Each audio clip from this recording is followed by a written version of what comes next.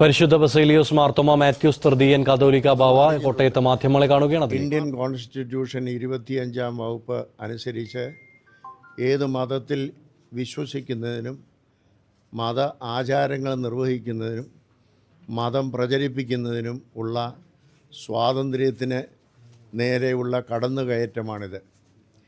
ഈ വ്യക്തി സ്വാതന്ത്ര്യം ഭൂരിപക്ഷമെന്നോ ന്യൂനപക്ഷമെന്നോ ഇല്ല, ഇന്ത്യയിലെ ഏത് പൗരനും അവകാശപ്പെട്ടതാണ്.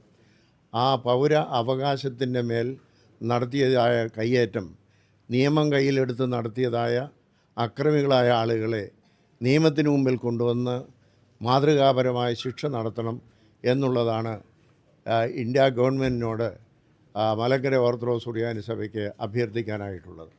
ഏത് സർക്കാർ, ഏത് പക്ഷം എന്നുള്ളതല്ല ഞങ്ങളുടെ കാര്യം. ഇത് ഭരണകൂടം, ഏത് ഭരണകൂടം എന്നുള്ളതല്ല. അതേ സമയത്ത് മതസ്വാതന്ത്ര്യത്തിനെതിരായി ഏത് ഭരണകൂടം പ്രവർത്തിച്ചാലും അത് പ്രതിഷേധാർഹമാണ്. അതിനുള്ളതായിരിക്കുന്ന ഞങ്ങളുടെ പ്രതിഷേധമാണ് രേഖപ്പെടുത്തുന്നത്.